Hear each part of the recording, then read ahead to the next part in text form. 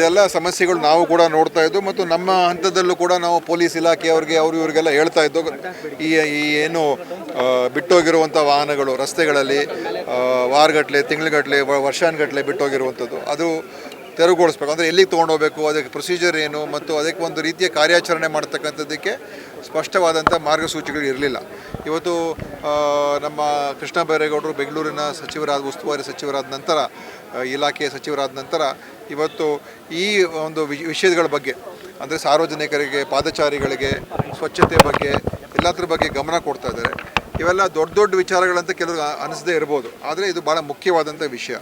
ಯಾಕೆಂತ ಹೇಳಿದರೆ ಪ್ರತಿಯೊಬ್ಬರು ಕೂಡ ಈ ನಗರದ ಒಂದು ಬೆಳವಣಿಗೆ, ನಗರದ ಸ್ವಚ್ಛತೆ, ನಗರದ ಸೌಂದರ್ಯೀಕರಣ, ಈ ನಗರ ನಮ್ಮ ಬೆಂಗಳೂರು ಅಂತ ಹೆಸರು ನಾವು ಕೊಟ್ಟಾಗ, ನಮ್ಮ ಬೆಂಗಳೂರು ಅಂತ ನಾವು ಒಂದು ಬಿರುದನ್ನು ಕೊಟ್ಟಾಗ, ನಮ್ಮ ಬೆಂಗಳೂರು ಅಂದ್ರೆ ಏನರ್ಥ, ಇದು ಎಲ್ಲರದು ಅಂತ.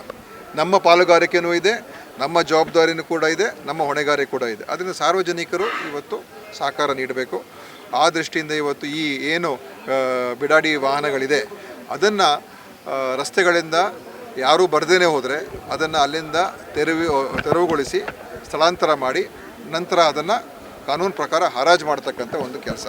ಇದು ಖಂಡಿತ ಒಳ್ಳೆಯದು, ಸಾರ್ವಜನಿಕರಿಗೂ ಒಳ್ಳೆಯದು, ಪಾದಚಾರಿಗಳಿಗೂ ಒಳ್ಳೆಯದು, ವಾಹನ ಸಂಚಾರಕ್ಕೆ ಒಳ್ಳೆಯದು ಮತ್ತು ಅದಕ್ಕಿಂತ ಹೆಚ್ಚಾಗಿ ಇದರಿಂದ ಭಾಳಷ್ಟು ಒಂದು ಕೆಟ್ಟ ಒಂದು ಅಲ್ಲಿ ಈ ಕಸದ ರಾಶಿ ಆಗ್ತಾಯಿತ್ತು. ಆ ವಾಹನಗಳ ಕೆಳಗಡೆ ಗುಡ್ಸೋಕ್ಕಾಗೋದಿಲ್ಲ, ಅಲ್ಲೇ ಎಲ್ಲ ಕಸ ರಾಶಿ ಸೇರಿಕೊಂಡು ದೊಡ್ಡ ಒಂದು ನಾಥ ಕೂಡ ಬರುವಂಥ ಪರಿಸ್ಥಿತಿಗಳು ಬರ್ತಾಯಿತ್ತು.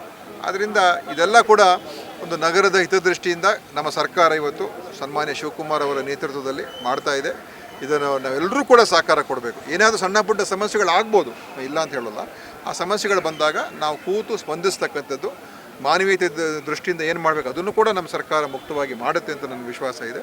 ಅದನ್ನು ಆ ನಿಟ್ಟಿನಲ್ಲಿ ಇವತ್ತು ಈ ಬೆಂಗಳೂರಿನ ಒಂದು ಬೆಳವಣಿಗೆ, ಒಂದು ಕಡೆ ಮೂಲಭೂತ ಸೌಕರ್ಯಗಳು, ಇನ್ನೊಂದು ಕಡೆ ಸ್ವಚ್ಛತೆ, ಸೌಂದರ್ಯೀಕರಣ ಎರಡನ್ನು ಕೂಡ ಮಾಡೋದಕ್ಕೆ ನಮ್ಮ ಸರ್ಕಾರ ಹೊರಟಿದೆ.